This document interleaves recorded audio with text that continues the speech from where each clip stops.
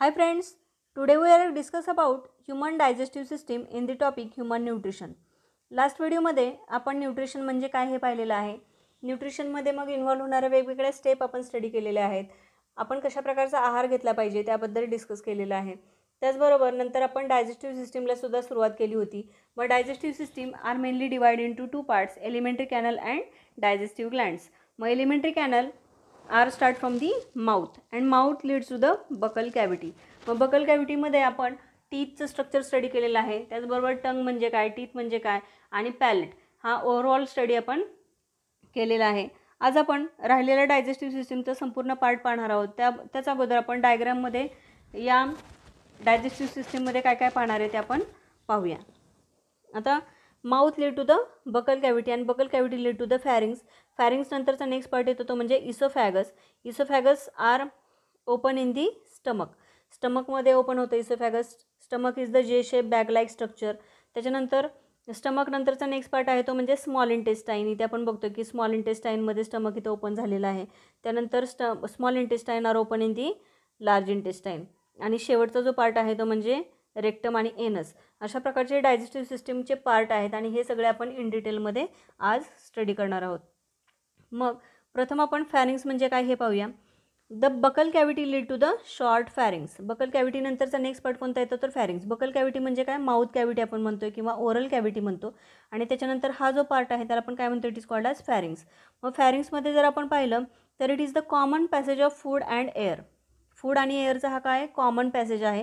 त्याच्यामुळे आपण pharynx digestive सिस्टीममध्ये पण शिकतो आणि रेस्पिरेटरी सिस्टीममध्ये सुद्धा शिकत असतो. The upper region of the pharynx is called as trachea. मग याच्यामध्ये जर बघितलं तर पुढचा जो पार्ट आहे त्याला आपण काय म्हणतो, it is called as trachea. याचे आपल्याला दोन पार्टमध्ये डिवाइड झालेले दिसतात. एक म्हणजे पुढचा पार्ट जो आहे तो म्हणजे ट्रकिया आणि दुसरा पार्ट आहे तो म्हणजे इसोफॅगस, की हा फूड पॅसेज आहे. इथं आपण हा फूड पॅसेज कुठे जातो, स्टमककडे जातो आणि ट्रकिया कुठे जाते, लंग्सकडे जाते. हे लक्षात ठेवायचं आपल्याला. मग इथं कॉमन पॅसेज जो आहे त्याला आपण काय म्हणतोय, फॅरिंग्स असं म्हणतोय. मग हा नोजकडून येणारा जो पार्ट आहे it is also called as nasopharynx. Nasopharynx आपण त्याला म्हणतोय की नेसोफॅरिंग्समध्ये जर आपण पाहिलं तर ऑक्सिजन असतो, जे हवा आपण नाकाद्वारे आतमध्ये घेतो, तो पार्ट जो आहे त्याला आपण नेसोफॅरिंग्स असं म्हणतोय. त्याचबरोबर हा खालचा पार्ट जो आहे ओरल कॅव्हिटीचा, ओरल कॅव्हिटीला आपण काय म्हणतो, इट इज कॉल्ड ॲज ओरोफॅरिंग्स. ओरोफॅरिंग्स.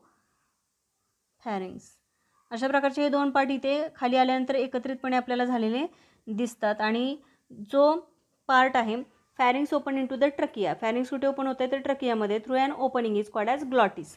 फॅरिंग ज्या ठिकाणी इथं ओपन होतं आहे त्याला आपण काय म्हणतो, it is called as glottis असं म्हणतो आहे. म्हणजे हे काय आहे, ग्लॉटिस आहे. The glottis is guarded by the cartilaginous flap. It is called as epiglottis. हे महत्त्वाचं लक्षात ठेवायचं आहे की हा ग्लॉटिसचा पार्ट आहे, रेस्पिरेटरी सिस्टीमचा पार्ट आहे, की जिथं आपल्याला काय ओपन झालेलं दिसतं तर it is the opening of glottis. आणि हे ग्लॉटिस जे आहे त्याला कवर करणारा जो पार्ट आहे त्याला आपण काय म्हणतो, इट इज कॉल्ड ॲज इपिग्लॉटिस. इथे डायग्राममध्ये आपण पाहू शकतो हा जो पार्ट आहे त्याला आपण काय म्हणतो, इट इज कॉल्ड ॲज इपिग्लॉटिस. की इपिग्लॉटिस काय करतं, ज्यावेळेला आपण सॉलोइंग करत असतो, जेवत असतो, त्यावेळेला ग्लॉटिस किंवा रेस्पिरेटरी सिस्टीमचा पार्ट जो आहे त्याला कवर करण्याचं काम, झाकण्याचं काम हे इपिग्लॉटिस करत असतं. त्याच्यावरून क्वेश्चन हे एक्झाममध्ये विचारले जाऊ शकतात. The epiglottis closes during the swallowing action and prevent the entry of food in to the trachea. ट्रकियामध्ये फूड एंट्री करू नये यासाठी हे इपिग्लॉटिस इथं आपल्याला प्रेझेंट असलेलं दिसून येतं. अशा प्रकारचं हे स्ट्रक्चर आपल्याला फॅरिंगचं असलेलं दिसतं. It is the common passage of the respiratory and digestive system. त्यानंतर नेक्स्ट आहे ते म्हणजे इसोफॅगस. आता pharynx lead to the oesophagus. It is the thin muscular tube.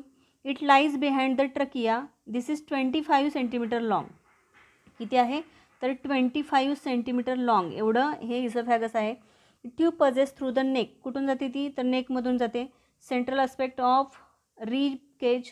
त्याचबरोबर पियर्स द डायफ्रॅम. डायफ्रॅम आपल्याला माहितीच आहे.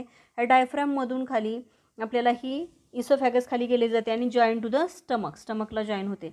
It is line by the mucus cell. Mucus cell असतात आतमध्ये, त्यामुळे म्युकस मेम्ब्रेन आपल्याला इसोफॅगसमध्ये असलेला दिसतो.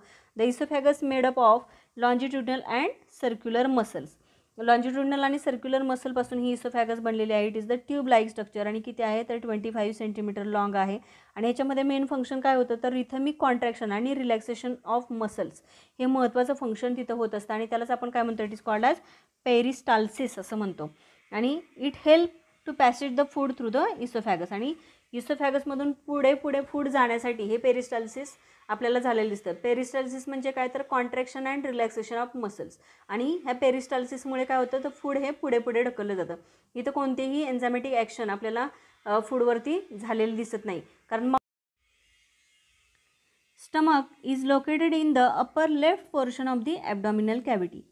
It is muscular sac-like J-shaped organ around 25 to 30 cm in length. It is divided into upper cardiac region and lower pyloric region. आता stomach जर आपण म्हटलं तर स्टमकला आपण जे शेप स्ट्रक्चर असं म्हणतो. It is a muscular bag like structure. या स्टमकचे जर पार्ट आपण बघितलं तर वेगवेगळ्या पार्टमध्ये हे डिवाइड झालेलं आहे. त्याच्यामध्ये मेन 2 पार्ट जे आहेत ते म्हणजे अप्पर पार्ट जो आहे त्याला आपण कार्डिक रिजन असं म्हणतो आहे आणि लोअर पार्ट जो आहे त्याला आपण पायलॉरिक रिजन म्हणतो आहे. मग हा कार्डिक रिजन जो आहे तो कसा आहे तर it is the first part in which oesophagus is open. की याच्यामध्ये आपल्याला काय दिसतं इसोफॅगस इथे ओपन झालेलं दिसते, त्याला आपण कार्डिक रिजन असं म्हणतो आहे. हा जो आहे तो कार्डिक रिजन आहे. The cardias around the band of circular muscle present at the junction of oesophagus and stomach is called as cardiac sphincter. आता इथं जर आपण पाहिलं तर इसोफॅगस ज्या ठिकाणी ओपन होते इथं स्पिंक्टर मसल्स प्रेझेंट असलेले दिसतात. That sphincter muscle are called as cardiac sphincter.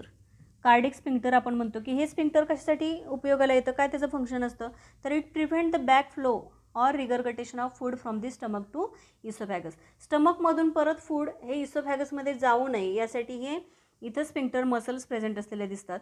आणि ते काय करतात तर त्यांचा अतिशय महत्त्वाचा रोल इथं असलेला आपल्याला दिसतो. It prevent the regurgitation of the food from stomach to oesophagus. त्यानंतरचा नेक्स्ट पार्ट आहे तो म्हणजे आता याच्यामध्ये आपण पायलॉरिक नंतरचा हा वरचं जे कवरिंग आहे किंवा हा जो पार्ट आहे त्याला आपण फंडस असं म्हणतो आहे. आता हे फंडस काय आहे it is the dome shape structure above and left of the cardia. Cardiac पोर्शनच्या अबाव किंवा लेफ्ट पोर्शनला आपल्याला असलेला दिसतो त्याला आपण म्हणतो आहे फंडस की हा कसा आहे डोम शेप स्ट्रक्चर आहे. त्यानंतरचा हा मिडल पार्ट जो आहे that are called as body. याला काय म्हणतो आपण बॉडी म्हणतो आहे. It form large central portion of the stomach that store the food. Central portion आहे मोठा आहे आणि त्याच्यामध्ये फूड काय केलं जातं स्टोअर केलं जातं, त्याला आपण काय म्हणतो it is called as body. त्यानंतरचा नेक्स्ट पोर्शन आहे त्याला आपण पायलॉरिक स्टमक असं म्हणतो आहे, पायलॉरिस म्हणतो आहे. It is the narrower posterior region of the stomach. It open in the duodenum. Duodenum काय आहे it is the part of small intestine. Small इंटेस्टाईनमध्ये हा पार्ट जो आहे तो काय होतो ओपन अप होत असतो. This opening is guarded by the set of sphincter muscle is called as pyloric sphincter.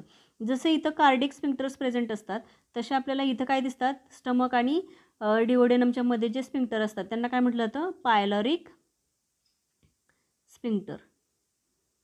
अशा प्रकारचे स्पिंक्टर आपल्याला स्टमकमध्ये 2 प्रकारचे आहेत. अप्पर साईडला जो आहे तो म्हणजे कार्डिक स्पिंक्टर आणि लोअर साईडला आहे त्याला आपण पायलॉरिक स्पिंक्टर असं म्हणतो आहे. It regulate the flow of food from the stomach to small intestine. अतिशय महत्त्वाचे फंक्शन्स आपल्याला ह्या स्पिंक्टर्स मसलची प्रेझेंट असलेली दिसतात स्टमकमध्ये. त्याचबरोबर त्या स्टमकचं फंक्शन काय असतं तर temporary store the food. Food temporary store करणं, त्याचबरोबर फूडचं डायजेशन करणं, त्यामध्ये वेगवेगळी एन्झाईम्स डायजेस्टिव्ह एन्झाईम्स मिक्स करणं आणि व्यवस्थित डायजेशन करणं हे स्टमकचं मेन आपल्याला फंक्शन असलेलं दिसून येतं.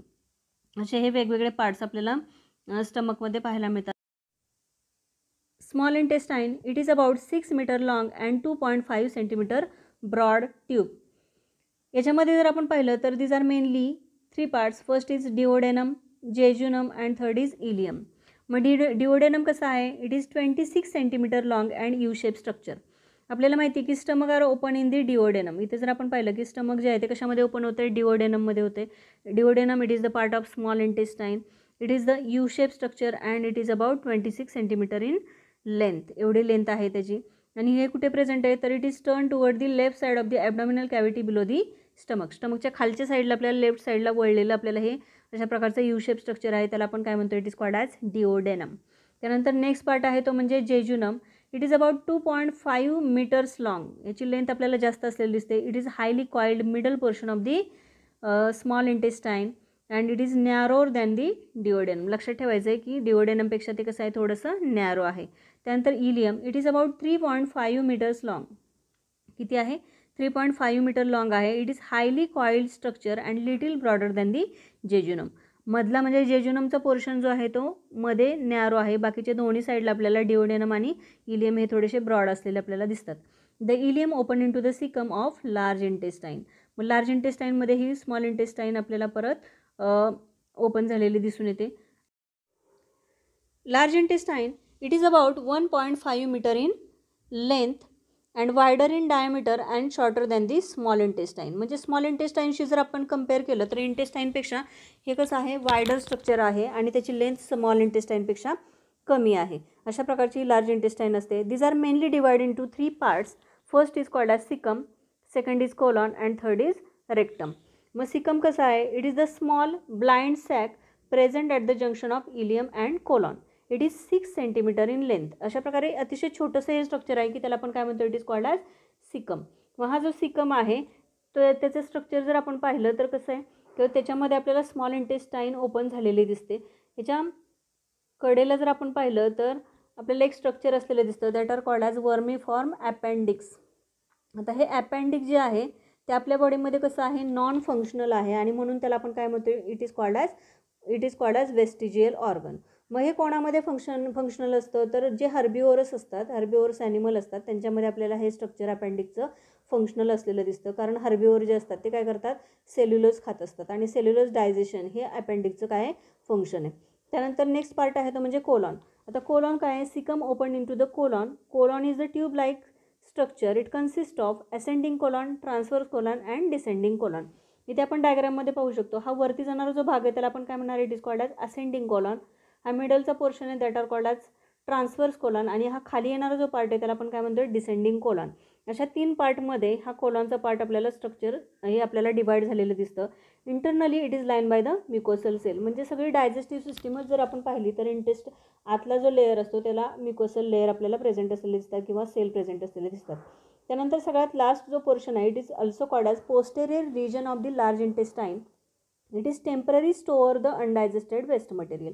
हे मेन फंक्शन आपल्याला रेक्टमचं असलेलं दिसतं बिफोर दी इजेशन. त्यानंतर नेक्स्ट लास्ट पार्ट आहे तो म्हणजे anus is the terminal opening of the elementary canal. It is guarded by the sphincter muscle. आपल्याला एनसच्या तिथं काय दिसतात, तर स्फिंक्टर मसल्स प्रेझेंट असलेले दिसतात. It expel the matter by process are called as egestion or it is also called as defecation. अशा प्रकारे इथं आपली एलिमेंटरी कॅनल ही संपलेली आहे. नेक्स्ट व्हिडिओमध्ये आपण डायजेस्टिव्ह ग्लँड्स ह्या स्टडी करणार आहोत.